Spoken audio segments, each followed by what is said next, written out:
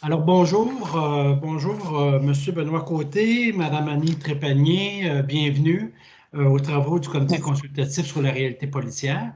Je m'appelle Bernard Sévigny, je suis le coordonnateur du comité et je vais agir à titre de président de cette séance de travail.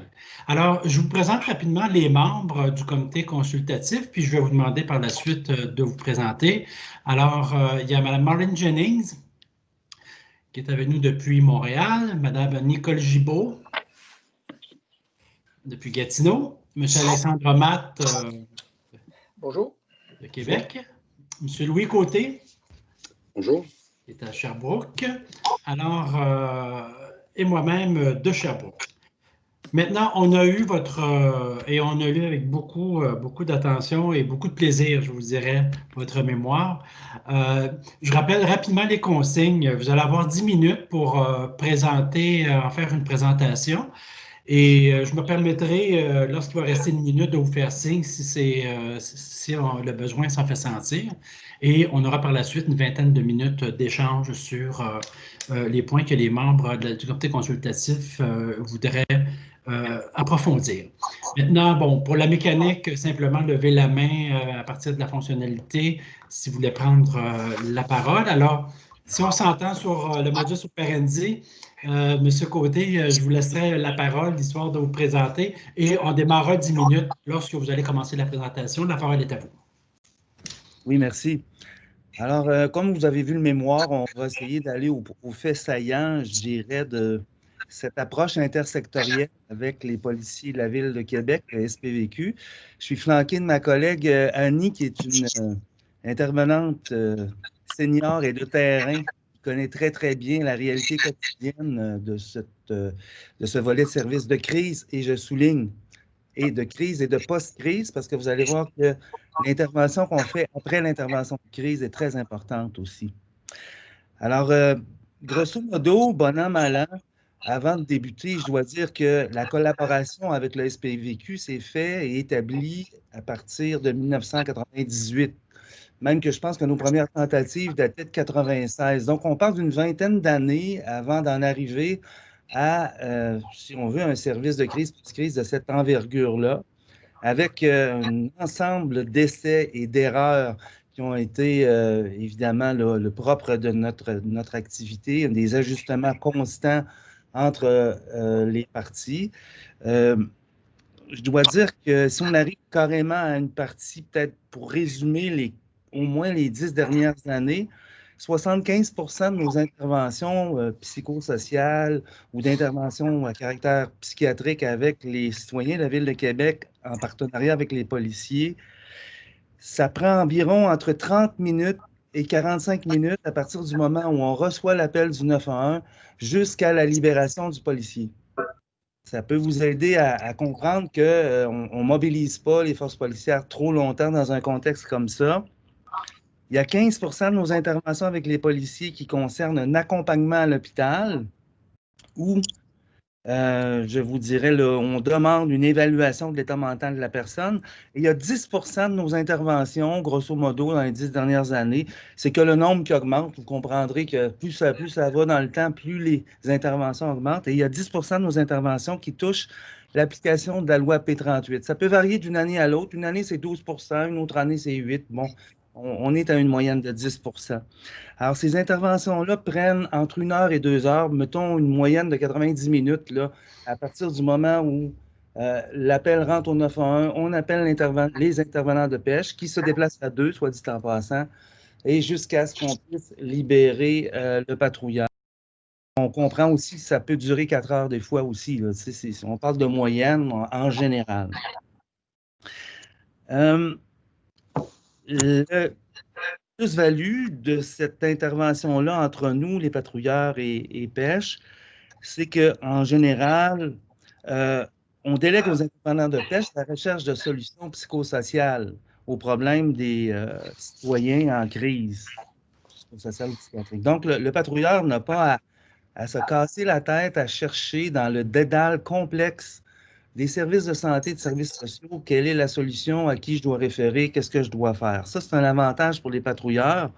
L'intervention des équipes de pêche aussi permet aux patrouilleurs d'utiliser l'expertise de pêche pour la détermination de la dangerosité d'une personne dans le contexte de l'application de la loi P38, ce qui n'est pas une mince affaire. On verra plus loin aussi que un des facteurs de réussite de cette intersectorialité-là, c'est que ça dégage beaucoup le patrouilleur de la responsabilité et clinique, mais aussi de la peur d'aller en déontologie si une mauvaise décision a été prise sur le plan clinique. Et je pense que tu pourras corroborer, Annie, il y a de demandes d'évaluation du risque suicidaire dans un service comme ça. Alors, c'est... Ouais. Vas-y. Je ne sais pas si Annie peut intervenir. En tout cas, je vais y aller. Oui, tout à fait. Vous le gérez comme vous voulez, vous pouvez intervenir. Je ne suis pas un abonné aux technologies Zoom. Là. Donc, on n'est pas bien bon. un double avantage, donc, par rapport à la détermination, l'orientation de l'intervention à caractère clinique. Un partage de la gestion du risque aussi. Parce qu'évidemment, quand on laissait le patrouilleur ou la patrouilleuse seule avec le paquet, non seulement elle devait gérer une situation qu'elle interprétait ayant un risque de dangerosité, parce que les patrouilleurs sont comme un peu à l'instar du reste de la population et associent la santé mentale à la dangerosité souvent. Donc, il y a un partage de risque au niveau de la gestion de ce type de risque-là, puis une orientation clinique qui est laissée à l'intervenant spécialisé ou à l'intervenant spécialisé. Veux-tu dire un mot là-dessus, Annie? Oui, bien certainement. Déjà là, merci de m'entendre. Oui. En fait, déjà, je tiens à dire qu'en tant qu'intervenante, moi, j'ai une formation d'éducatrice spécialisée, puis je considère que c'est un énorme privilège de pouvoir intervenir dans des situations de crise. Parce que les autres intervenants peuvent aussi intervenir en situation de crise. Par contre, c'est la personne en crise qui se rend à eux. Puis nous, on a le privilège de se rendre chez les gens. Fait que ça vient changer complètement le contexte de l'intervention où on entre dans leur intimité, puis de là, on peut rebondir plus facilement pour les supporter, les accompagner dans notre service post-crise ensuite. Fait que ce qui est fabuleux, c'est que nous, notre mandat, c'est de répondre oui pour l'évaluation. L'objectif, en fait, en arrivant, c'est qu'on veut s'assurer de la sécurité des personnes et qu'on veut offrir un service pour pouvoir rapidement, justement, dégager les policiers qui puissent aller vaquer à d'autres occupations. Mais la complémentarité de notre travail fait que quand ils nous appellent, au départ, ils s'assurent, eux, de notre sécurité avant de nous appeler. On se passe la POC, hein, comme on dit pendant l'intervention. Les policiers nous présentent, on s'assure de la sécurité de tout le monde, on prend contact avec les personnes et on libère les policiers qui peuvent partir ailleurs. Puis nous, après ça, on peut prendre le temps de faire notre travail puis d'évaluer l'intervention selon les besoins. Comme Benoît disait, c'est environ 10% de situations pour laquelle on applique la P38 parce que l'objectif, c'est de ne pas appliquer la P38. On ne veut pas rentrer les gens à l'hôpital et on ne veut pas qu'ils se ramassent non plus en détention. Fait que le but, c'est d'éviter ces deux trajectoires-là qui ne répondent pas nécessairement aux besoins des personnes. Fait qu'en essayant de trouver des solutions alternatives et en prenant le temps avec eux, ben, tout le monde est gagnant parce que la personne a un service personnalisé. Les policiers sont libérés, puis nous, on s'attache adéquatement à nos services. Puis comme on est dans le communautaire, ben, on connaît nos partenaires aussi, auxquels on peut passer encore une fois la POC vers des services qui vont durer un peu plus longtemps. Le secret de pêche, c'est pas son service de crise. Hein? Le secret de la pouding, l'ingrédient actif majeur, c'est l'intervention après l'intervention de crise. Parce que si rien n'est fait, après une intervention de crise, le jeudi soir au coin de telle rue et telle rue, s'il n'y a pas des rencontres qui sont prévues et on peut accompagner les personnes dans le parcours du combattant de trouver le bon service, ça ne fonctionne pas. Il y a un autre appel au 911 et ainsi de suite. Le syndrome des portes tournantes, on va l'observer encore une fois.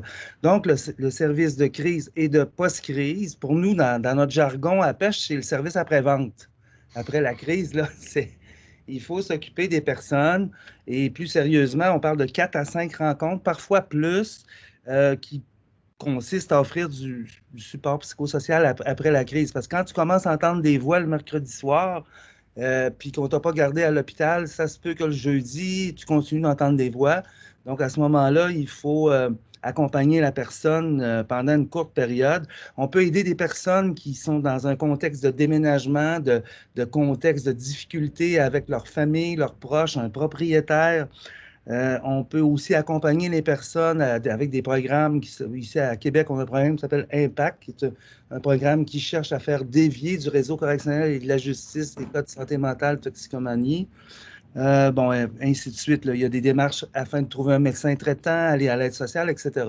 Donc, ça c'est le facteur le plus structurant pour les personnes pendant un certain temps, d'avoir des personnes de référence, quelqu'un à qui parler pendant que tu es sur une liste d'attente d'un CIUS pour avoir un service, par exemple. Il est clair qu'on ne peut pas donner tous les services à toutes les personnes que nous rencontrons là, dans le cadre là, de nos interventions. On donne des services directs je ne sais pas si vous avez vu, au début du mémoire, on est à près de plusieurs milliers de personnes.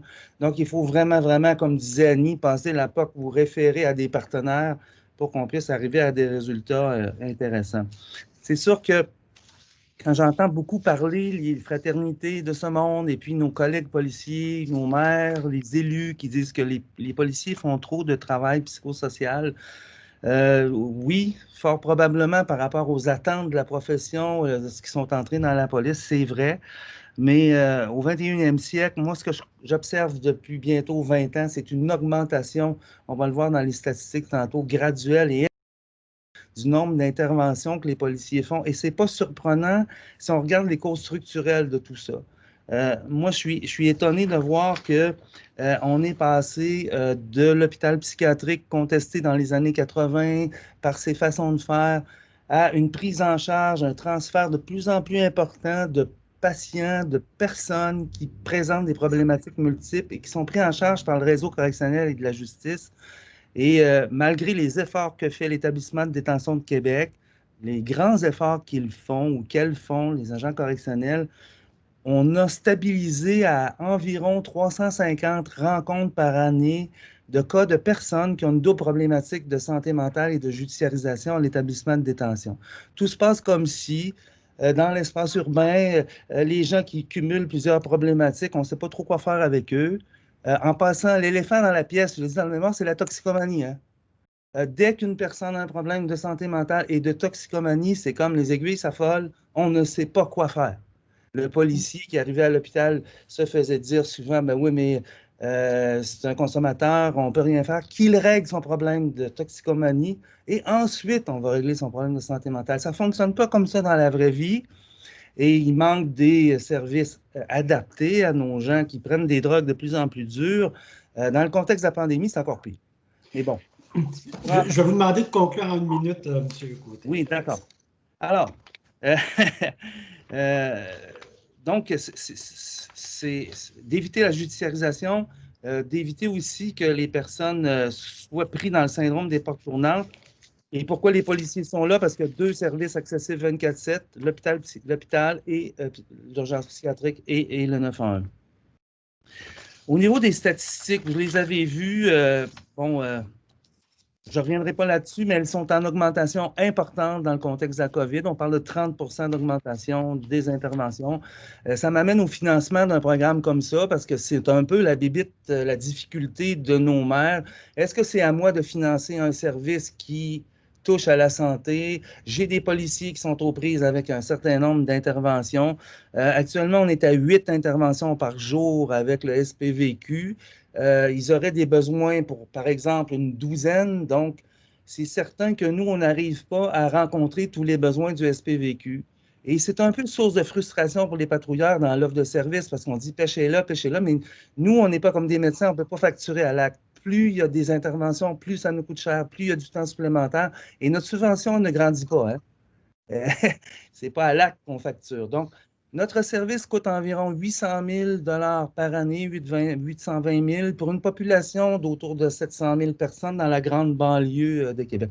Et moi, je suis très sensible parce que Richard Bergeron, un ancien conseiller municipal à la Ville de Montréal, avait dit récemment dans une entrevue à Radio-Canada qu'on, quand on parle de consacrer de l'argent, moi, je ne demande pas aux services de police de le faire, mais un 4 à 5 du budget du service de police, et non 50 comme dit Black Lives Matter ou d'autres mouvements comme ça, mais je pense que les gouvernements supérieurs doivent s'asseoir, que ce soit le provincial avec les municipalités, parce que ce que j'aime beaucoup du maire de Québec, c'est qu'il a été proactif. Lui, il met 300 000 dans l'histoire, ça en coûte 800, la santé en met 500.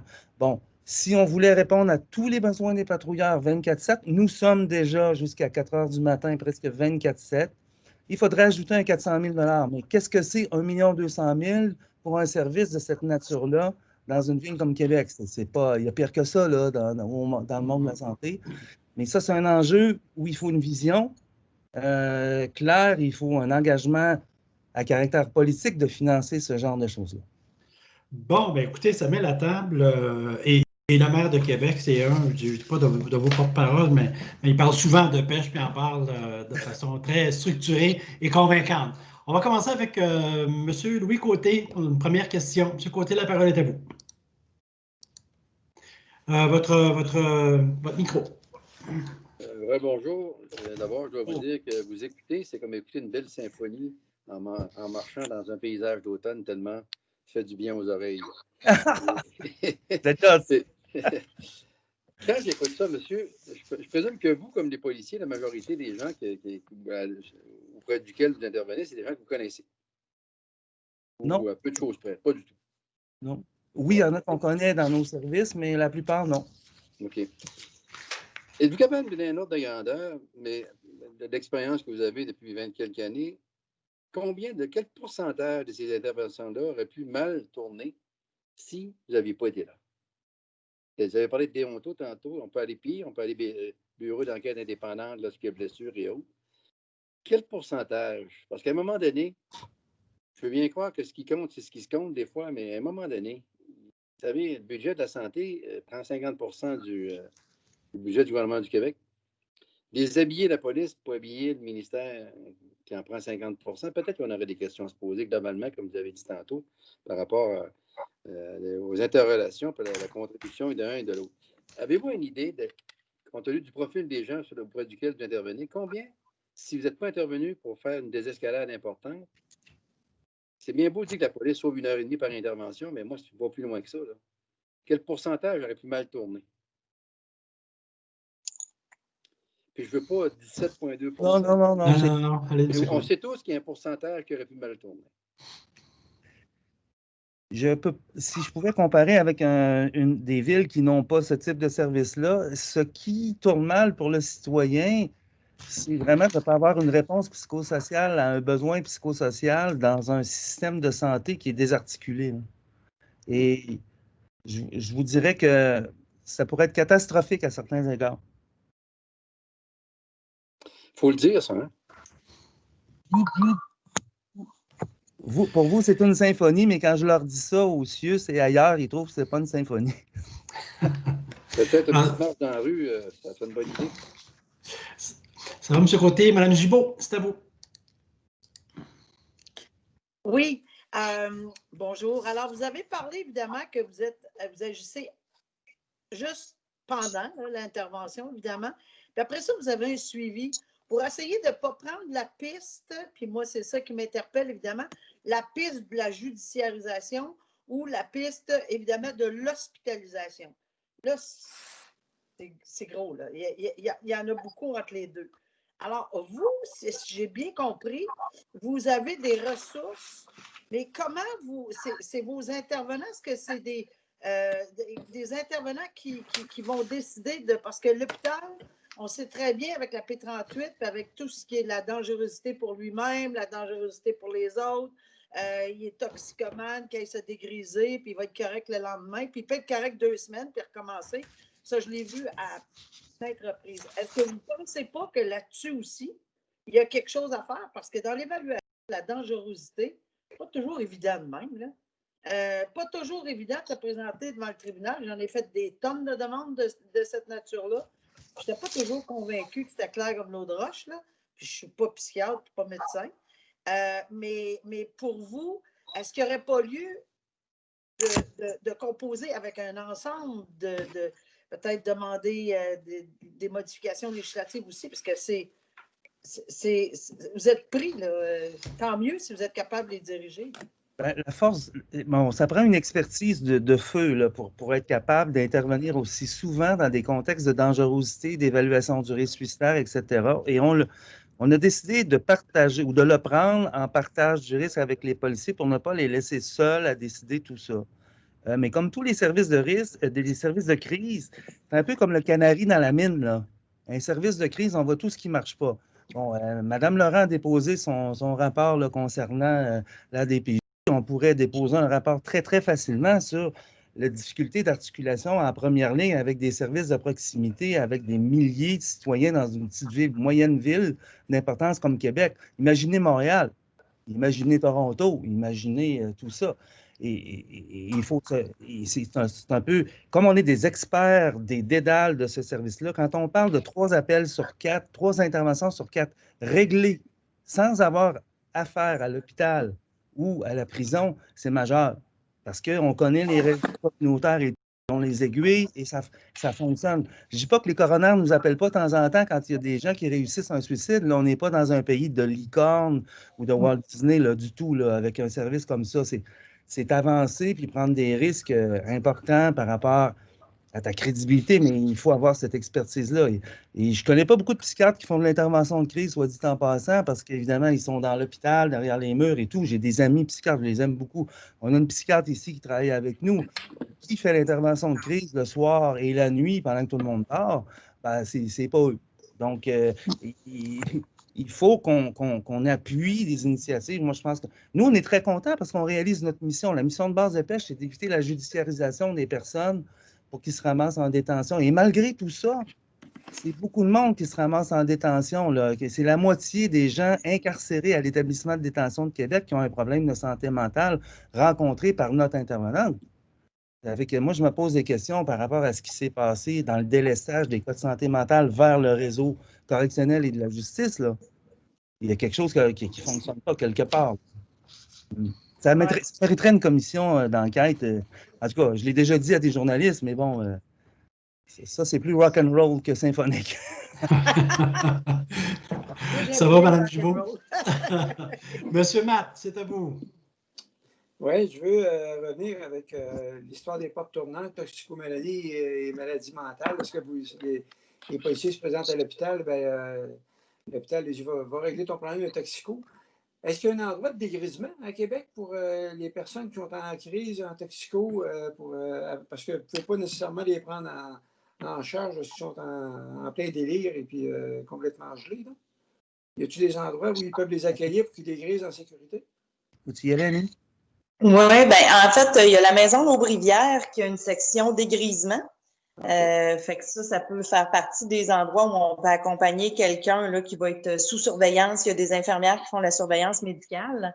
Sinon, c'est tout. Fait que si la personne, son niveau d'intoxication risque d'être dangereux, que ce soit d'alcool ou de drogue, plus souvent qu'autrement, on n'a pas le choix de passer par l'hôpital, malheureusement.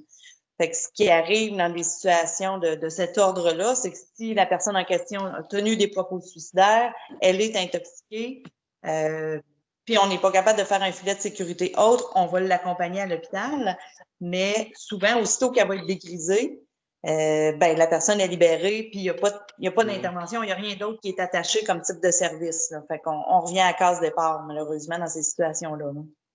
Mais quand vous les accompagnez à l'hôpital, en toxico, l'hôpital va les accepter parce que vous êtes le support qui est en arrière d'eux autres, c'est ça?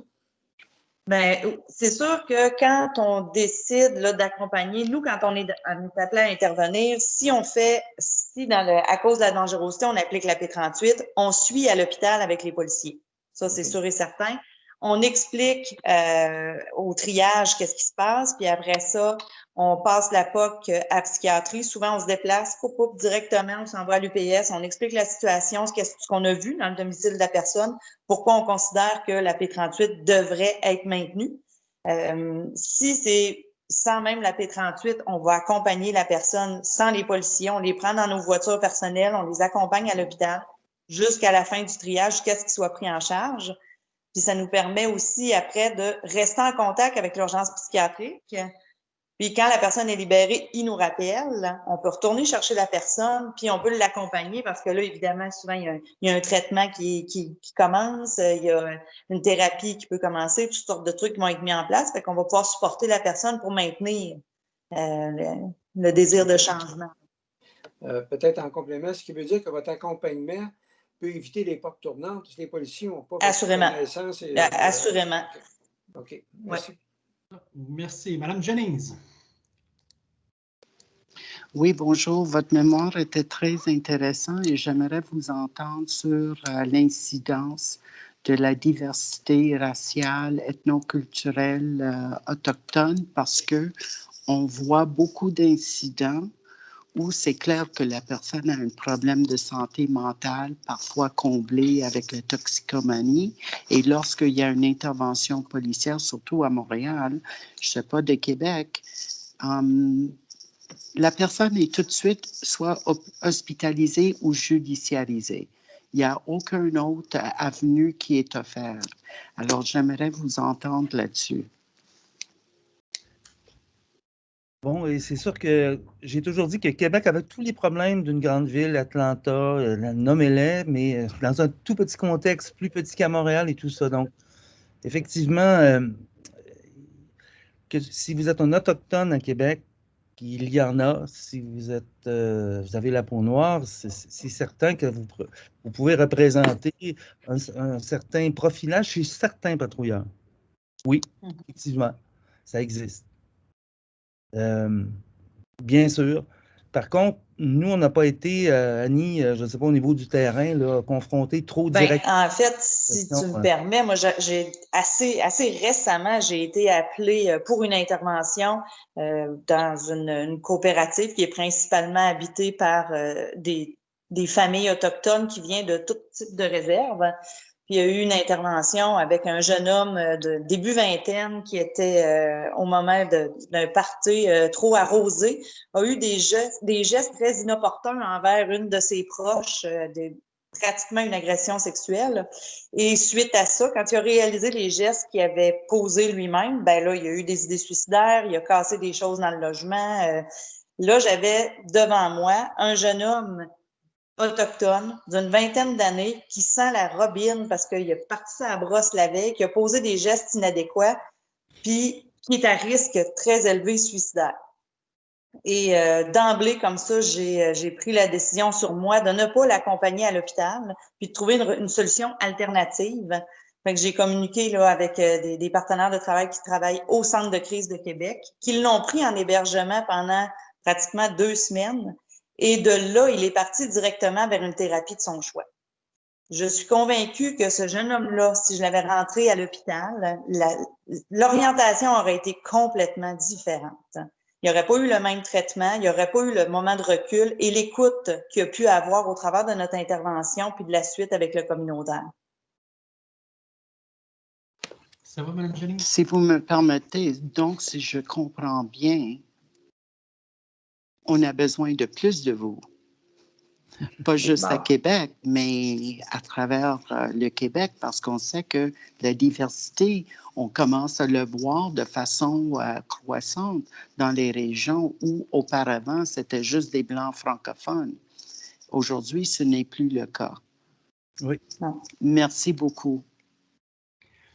Merci, Mme Jennings. Moi, j'ai un court commentaire et une question. Et mon court commentaire, c'est la page 1, l'introduction de votre document. Et on en lit des mémoires ces temps-ci, des pages. C'est une page extraordinaire, une description d'un phénomène qui est vraiment bien abordé, bien expliqué, limpide et lucide aussi, parce qu'effectivement, votre mémoire est très lucide. Et moi, je voulais, la question, Mme Jennings a commencé à la poser. On comprend que le concept de pêche, c'est de l'ancrage, c'est bâti sur la confiance au cours des années. Ce serait quoi les ingrédients pour pouvoir implanter un service comme celui-là à Sherbrooke, Trois-Rivières, Montréal, Gatineau? Qu'est-ce que ça prendrait comme élément, ingrédient, je dirais? J'en ai noté quelques-uns dans le mémoire là, par rapport à créer une relation de confiance entre les acteurs, sortir de ces réflexes sectoriels. C'est sûr qu'un policier, ça a tendance à vouloir diriger.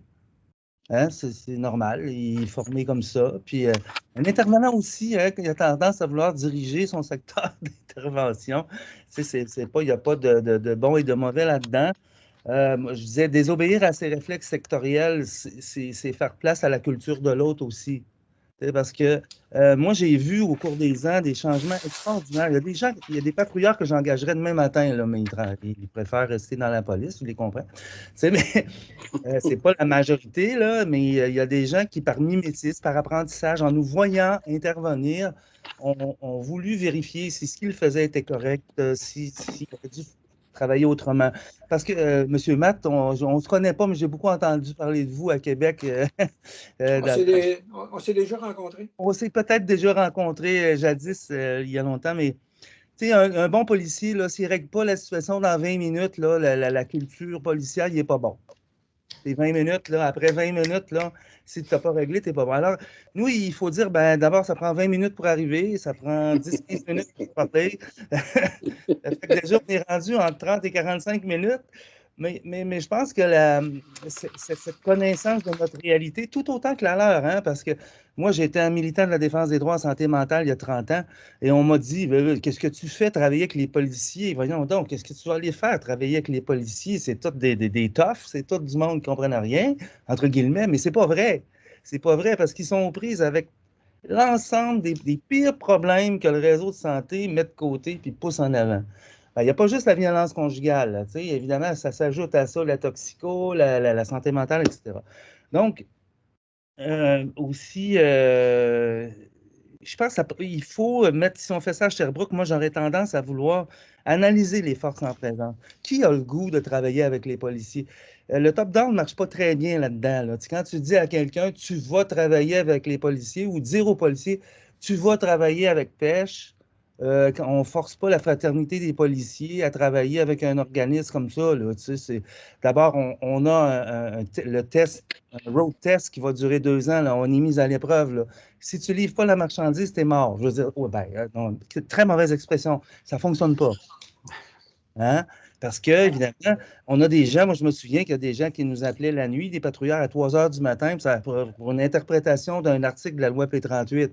Ils vont-tu répondre à 3 heures du matin? Oui, il faut répondre à 3 heures du matin. Oui, c'est du 24/7. Donc, il faut vraiment cultiver cette relation de confiance-là. Et il faut être tenace aussi. Il faut que les deux partenaires veuillent réussir aussi. Il faut absolument vouloir réussir parce que tout le monde nous dit qu'on ne réussira pas. Ça, c'est clair en partant. C'est très, très difficile parce qu'évidemment, il y a toujours dans les organisations, la mienne comme celle des policiers, sur 700 patrouilleurs, des gens qui disent que c'est ça. Au début, on disait ah, pêche, c'est quoi cette affaire-là? C'est l'approche de la police rose, la police molle, etc., etc., etc. Et je pense qu'il y a un changement de pratique qui s'est effectué à telle enseigne que quand je dis que l'élève a dépassé le maître, il y a des gens dans le service de police qui se spécialisent un petit peu plus, une lieutenante, entre autres, dont je parle, qui est meilleur, égal ou supérieur à bien des cadres du réseau du CIUS pour comprendre les problèmes, puis la complexité des problèmes, puis mettre ensemble, forcer la résolution des cas complexes. Parce que nous, ça nous a aidé beaucoup de travailler avec les policiers, il ne faut pas croire.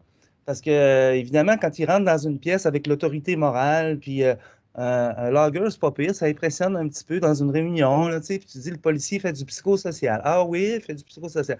Bon, ben tel monsieur, ça fait 15 fois qu'on l'a sur notre patrouille, puis il ne se passe rien. Oh, boy, je peux dire que ça bouge un peu. Ah oui, c'est rien qui se passe. Si Pêche le dit tout seul, ça a un certain poids. Mais nos meilleurs amis dans la résolution des cas complexes d'une ville comme Québec, c'est le SPVQ. Parce qu'ils sont au front, ils sont avec ces vrais problèmes-là, comme nous. On est tout seul. Donc, on a appris à se débrouiller ensemble, à trouver des solutions qui sont structurantes. Merci. Madame Gibault, à vous. Oui, au niveau de la formation, est-ce que l'NPQ, vous donnez ou vous seriez ouvert à donner pour pouvoir effectivement propager, parce que là, c'est un bon virus que vous pourriez propager à travers le Québec. Je ne vais pas utiliser le terme pandémie, là, mais on est dedans. Alors, une pandémie positive. Une pandémie positive, c'était ma première question, puis je veux juste vous diriger vers une deuxième en réfléchissant, mais peut-être que ça va être vite la réponse. Est-ce que vous accompagnez les gens en probation qui doivent suivre toutes sortes d'affaires ou aussi? Ah! Oui, il faut dire qu'à Pêche, c'est 10 volets de service. On a, en 10 minutes, je n'aurais pas eu le temps de vous parler de tout ça, mais le tout est plus que la somme des parties à pêche, hein, parce qu'on a une maison d'hébergement, on a des lits dédiés à l'intervention avec les policiers. On fait du suivi dans la communauté, on travaille à l'établissement de détention. Bon, on a plusieurs volets de services différents, là. Donc, ce qui fait que ça nous donne un coffre d'outils qui est assez bien rempli. OK. Là, Ça, c'est pour l'après, l'approbation, Ouais. etc. Maintenant, pour la formation, l'NPQ. On a déjà donné de la formation. Dans les années, fin des années 90, vous me rappelez des souvenirs? En 98 à peu près. Et on était là quelques années. Je ne me rappelle plus exactement pourquoi on est sorti de l'Institut national. Peut-être qu'ils avaient pris en charge. Souvent, ça arrive. Hein, je crois qu'ils avaient mis en place un cours.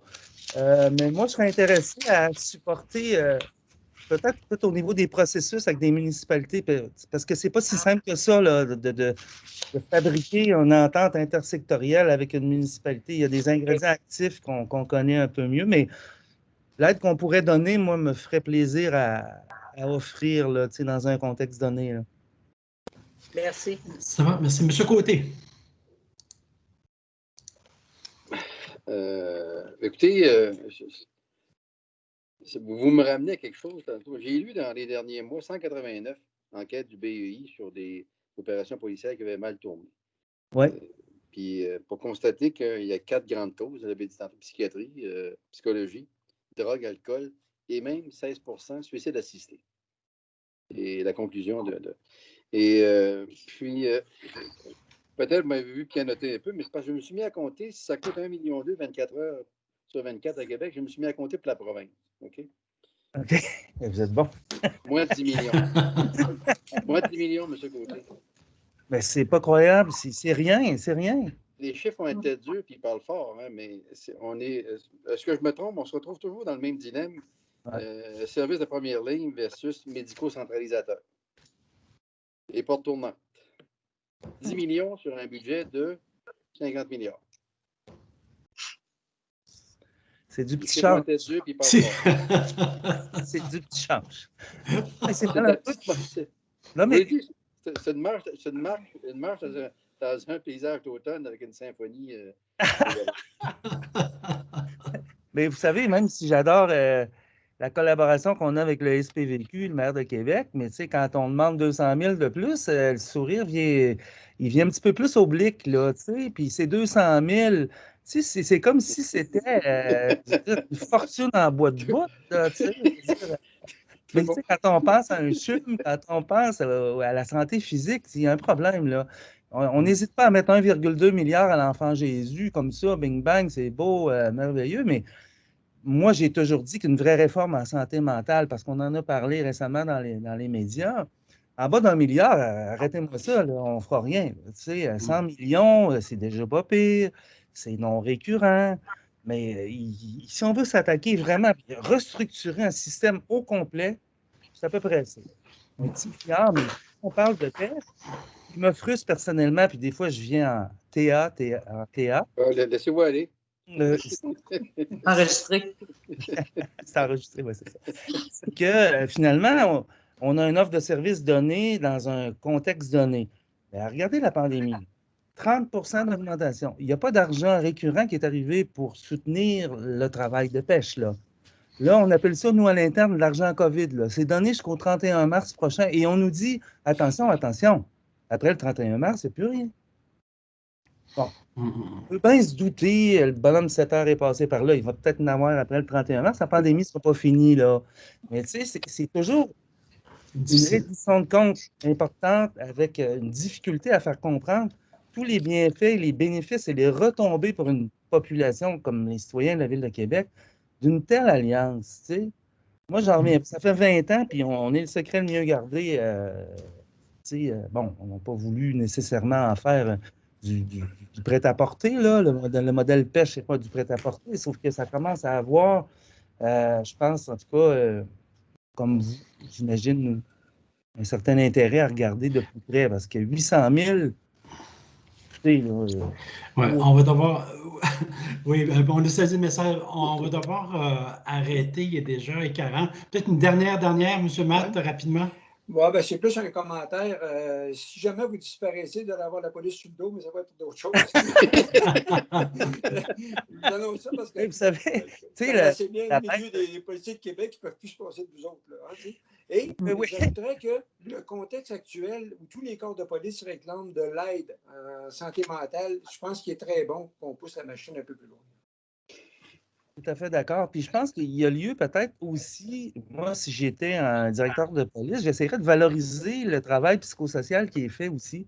Parce que quand tu dis à des policiers, vous n'avez pas d'affaire à faire ça, vous n'avez pas d'affaire à faire ça, puis que tu es pris dans 40 de ton métier avec des interventions psychosociales, il faudrait peut-être valoriser cette dimension-là. Et je connais plein de citoyens qui sont très heureux des interventions que les policiers ont faites. Tu sais, on les blâme, puis tout ça, puis bon, Black Lives Matter et tout.